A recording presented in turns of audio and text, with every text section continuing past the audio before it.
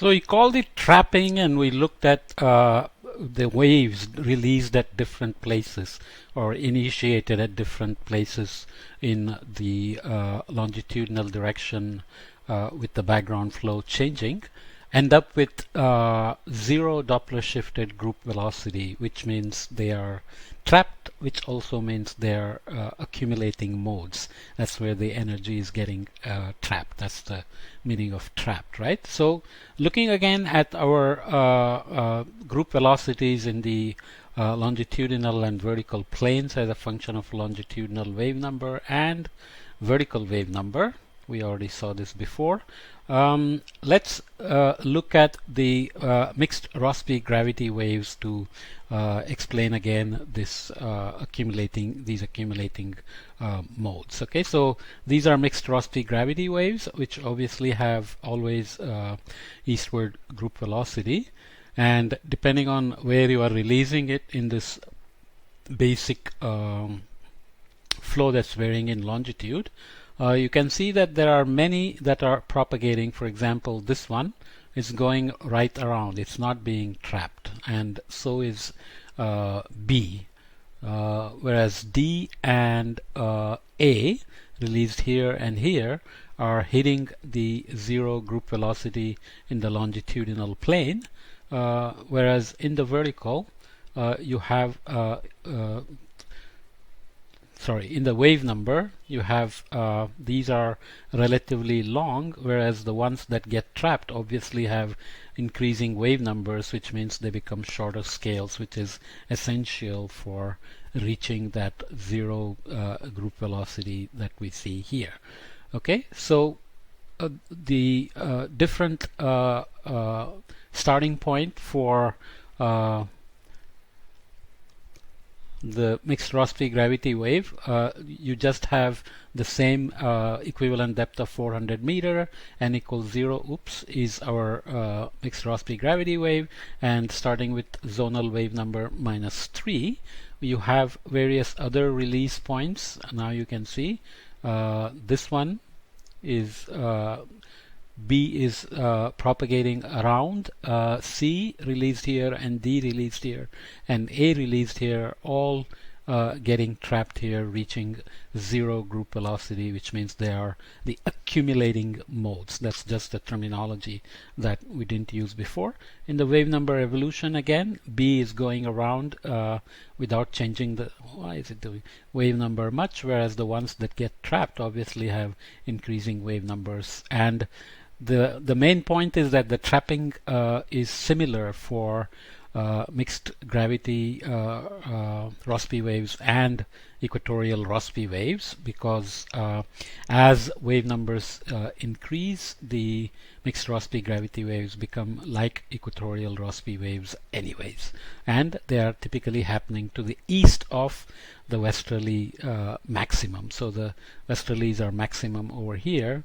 The trapping is happening around here for both mixed Raspy gravity waves and equatorial Raspy waves. Okay, we will see that there are also anomalous non-accumulating propagating modes, which are these C and B, for example.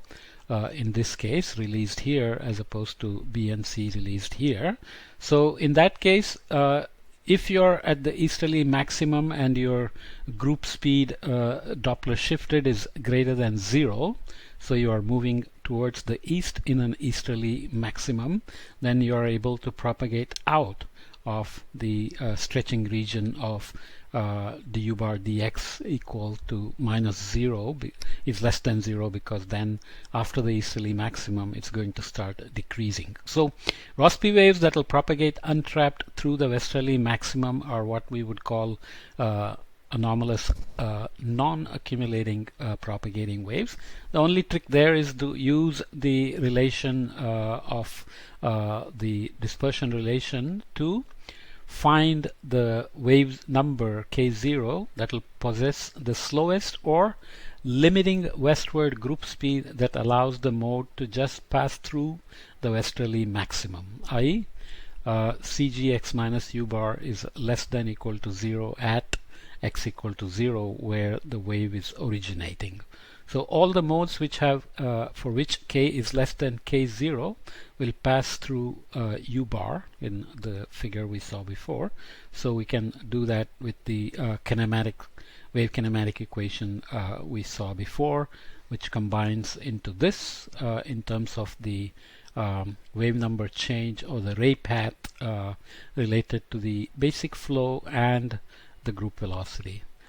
Just again come back to the physics and think about group velocities and basic flow, whether the wave is going to get stretched and radiate energy far out, or it's going to get shorter and shorter scale and Doppler shifted group velocity becomes 0. So we are just looking for these non-accumulating modes which are going to propagate around. So looking again at the mixed Raspy gravity waves, then you have accumulating modes and non-accumulating modes. Okay.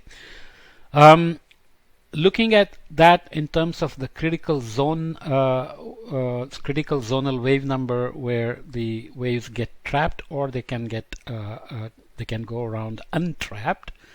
This is the critical wave number 5 here at various longitudes. So it really depends on where the wave originates. So this is for equivalent depth of 400 and equivalent depth of 50. Obviously the equivalent depth is going to have a big impact on the region of trapping as well. So this untrapped region, if you release at x1, you're going to be critical wave zonal wave number westward propagating at over 2, and if you release here at x2, which is over Africa, you're going to be here. But if you are above that, then you are going to, if k, the magnitude of k, whether it's eastward propagating or westward propagating, is greater than this region, then the wave is going to get trapped, which means the scale to begin with is small enough that it's going to get easily trapped. So that's going to change, and the untrapped region is going to shrink greatly. So most of the waves are going to get trapped in this shallow equivalent depth. Okay, so we are just looking at now the different way of understanding the impact of equivalent depth on the wave dynamics or wave kinematics. Before we talked about the change in the average depth to look at the equatorial trapping and latitudinal turning point.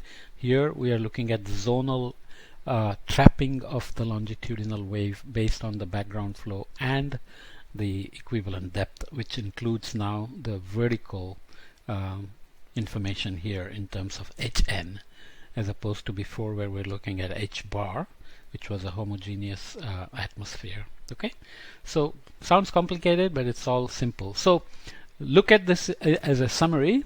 In a basic zonal flow U bar, you have this basic flow in the background, easterlies, westerlies, decreasing, so maximum easterly, maximum westerly, decreasing in this direction, maximum easterly, decreasing in those directions.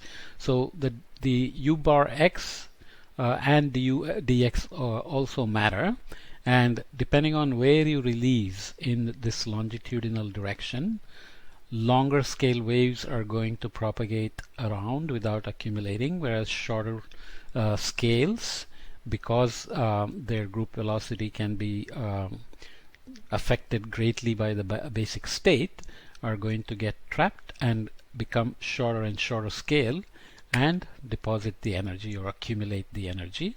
This is the Doppler group speed. For B, it varies but doesn't go to 0, whereas for C and A, they get trapped, get larger in wave number, and reach Doppler group speed of 0. And wave energy density is going to vary along the longitudinal path for a propagating wave, whereas for the accumulating waves, obviously the wave density is going to increase. Okay, so that's why we call them accumulating modes. Okay, we'll look at some numerical solutions and see that actually even with all the nonlinearities, as I said before, The trapping locations remain essentially the same, given that we are already using realistic zonal variation of the basic state.